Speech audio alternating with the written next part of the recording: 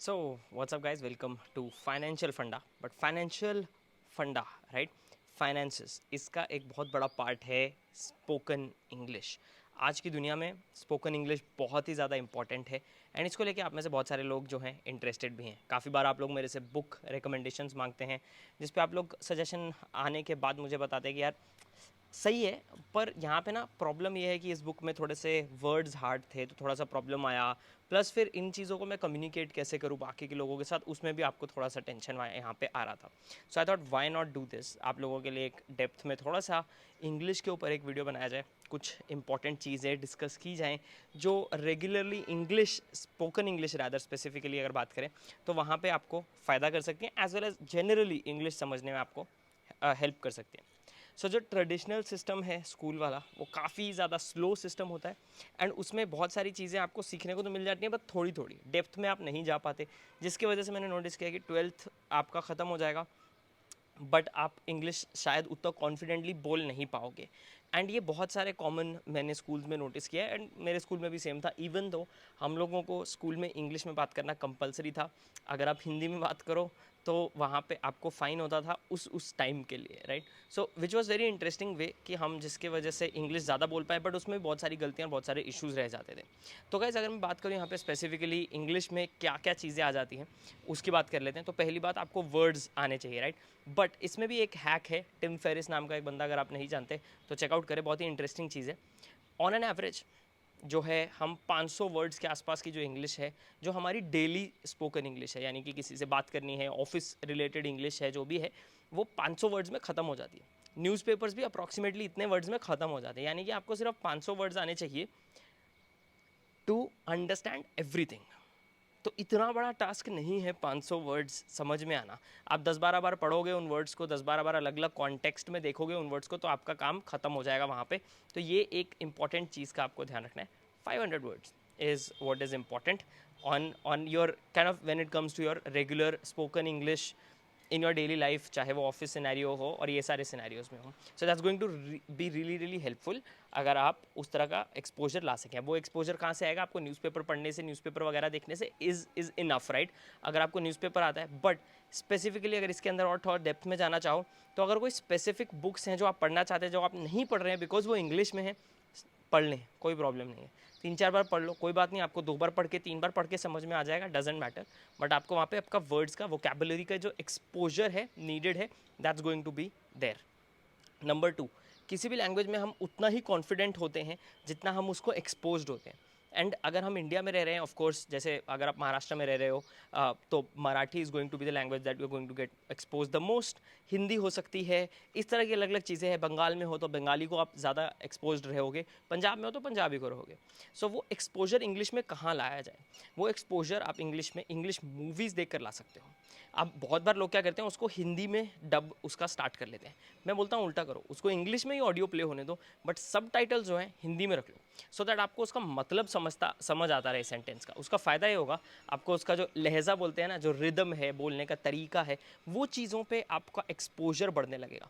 And एक बार आपका exposure वो चीज़ों पे बढ़ गया, तो आप धीरे धीरे कॉन्फिडेंट होने लगोगे इंग्लिश स्पीकर्स के आसपास।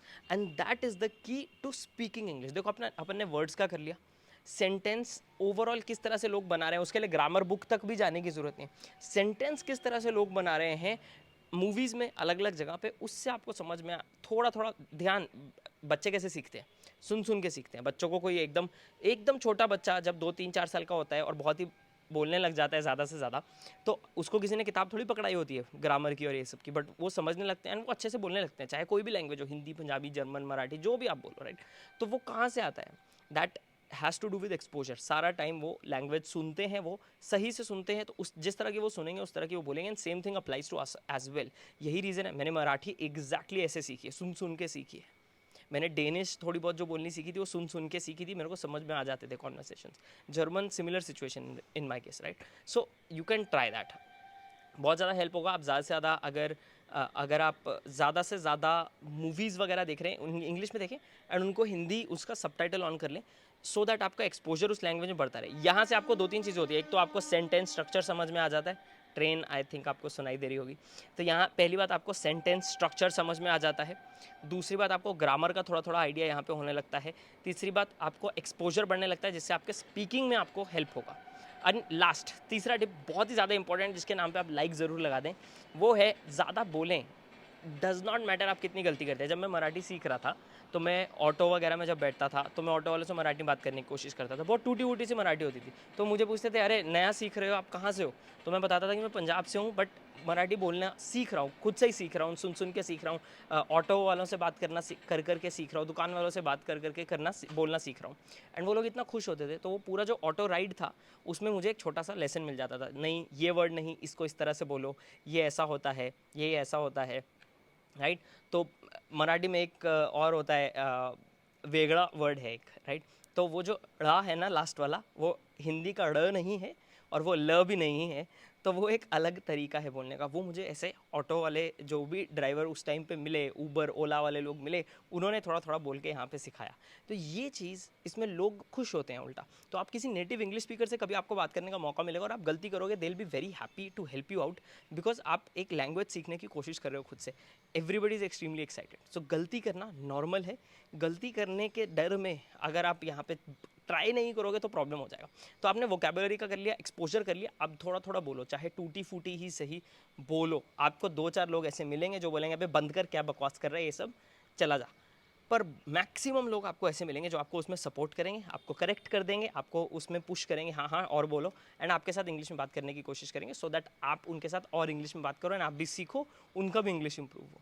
This is something that you can try, and ये मुझे पर्सनली बहुत ज़्यादा हेल्प किया है। And I have seen this, like common है ये हर कल्चर में, कंट्री में, सिर्फ यहाँ महाराष्ट्र की बात नहीं कर रहा हूँ मैं, और भी कंट्रीज़ में जब डेनमार्क में जब मैं बोलने की कोशिश करता हूँ मुझे करेक्ट कर दिया जाता था, but they were very very happy कि अरे भाई एक इंडियन बंदा आके यहाँ पे डेनिश सीखने की कोशिश कर रहा है। So that's something that you have to try out, and इन चीज़ों से आपको कॉन्फिडेंस आएगा। जितना ज़्यादा आप बोलोगे, जितना ज़्यादा गलती करोगे ना, आपको रियलाइज़ होगा कि यार लोगों को प्रॉब्लम नहीं है आपके गलती करने से, सिर्फ आपको प्रॉब्लम है। उतना आपको कॉन्फिडेंस आएगा, जितना कॉन्फिडेंस आया उतना फ़ायदा ही फ़ायदा है, because you will start speaking more and more, and then you will start getting better as well. तो ये कुछ चीज़ें हैं जो मैं आपके साथ शेयर करना चाहता था इंग्लिश स्पीकिंग एंड इंग्लिश सीखने के बारे में। 100% आपको फोकस करना चाहिए। कुछ लोग ऐसे हैं जो बोलते हैं नहीं इंग्लिश सीखनी चाहिए, हम इंडिया में रहते हैं। अनफॉर्चुनेटली वो बात मैं समझ रहा हूँ, उसका एक इमोशन भी मैं समझ रहा हूँ, बट अगर हमें यहाँ पे करियर में आगे बढ़ना है, English is going to be extremely important. तो आप उस पर थोड़ा टाइम तो लगाए ही लगाएं, एंड आई होप ये टिप्स जो है आपको उस चीज़ में हेल्प करें। एज ऑलवेज, अगर आपको लगता है ये चीज़ें आपको उसमें हेल्प करेंगी तो लाइक बटन ज़रूर दबाएं जाने के पहले, एंड अगर आप चैनल पर सब्सक्राइब नहीं हैं, नए हैं, तो सब्सक्राइब बटन भी दबा दें गाइज। मैं मिलूंगा आप लोगों को अगले वीडियो में, तब तक के लिए बाय एंड टेक केयर।